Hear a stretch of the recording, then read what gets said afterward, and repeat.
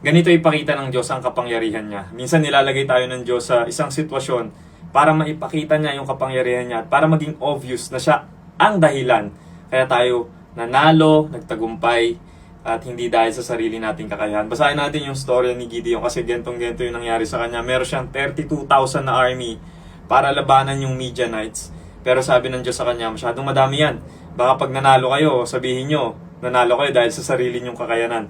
Basahin natin sa verse 2. Ito po ay Judges chapter 7. Simula tayo sa verse 2. Sinabi ng Panginoon kay Gideon, napakarami mong kasama. Baka isipin nila na natalo nila ang mga Midianita dahil sa sarili nilang kakayahan at hindi dahil sa akin. Kaya sabihin mo sila na kung sino man ang natatakot ay maaari nang umalis dito sa bundok ng Gilead at umuwi na. Nang sinabi ito ni Gideon, umuwi ang 22,000. Sobrang dami at natira na lang ay 10,000 na lang ang natira. So 32,000, umuwi 22,000, naging 10,000 na lang. Pero sabi ng Lord, sabi ng Panginoon kay Gideon, marami pa rin ang naiwan. Grabe. Dalhin mo sila sa ilog at susubukin ko sila. Kung sino ang sasabihin kong makakasama, ay isama mo. At ang sasabihin ko na huwag isama, ay huwag mong isama. Kaya dinala sila ni Gideon sa ilog at dooy sinabi ng Panginoon, ibukod ang lahat ng umiinom ng tubig sa kanilang kamay na parang umiinom na aso. At ibukod din ang umiinom ng nakaluhod. May 300 tao ang uminom sa kanilang mga kamay. At ang iba naman ay uminom na nakaluhod. Sinabi ng Panginoon kay Gideon, sa pamamagitan ng 300 taong ito, ay ililigtas ko kayo at pagtatagumpayin sa mga Midianita. Ang mga natirang tao ay pauwiin na sa kanilang lugar. Kaya pinauwi nga sila ni Gideon, matapos ipaiwan ang mga dala nilang baon at mga trompeta. Pinaiwan din niya ang 300 napili. So, guys, sobrang dami nilang kalaban, no? Sinabi dito parang butil ng buhangin yung kalaban nila.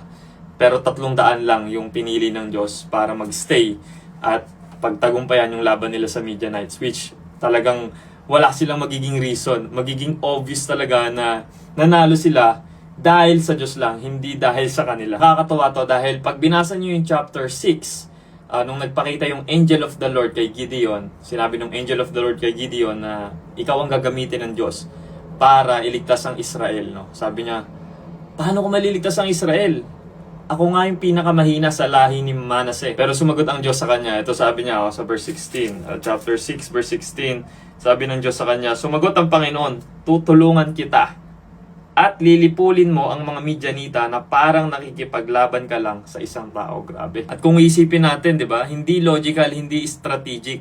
Pero yun mismo ang point. Ang gusto ng Diyos, walang ibang makredit kung hindi siya. At nanalo sila. Hindi dahil sa lakas nila, kundi dahil sa kapangyarihan ng Diyos. At minsan, ganito rin ang buhay natin. Pakiramdam mo, kulang ka. Kulang yung resources mo, kulang yung nagsusupport sa'yo, kulang yung mga opportunities na meron ka. At yung tanong mo, paano ako mananalo dito? Diba? Pero baka ang totoo, hindi ka binabawasan ng Diyos para talunin ka. Binabawasan ka niya para ipakita na siya ang lalaban para sa'yo. Kasi kapag ikaw ang malakas, ikaw ang mapapansin. Pero kapag ikaw ang mahina, doon nagiging obvious ang kapangyarihan ng Diyos. Tandaan po natin lagi mga kapatid, hindi mo kailangan maging marami para manalo. Kailangan mo lang ang Diyos at sapat na iyon. Amen?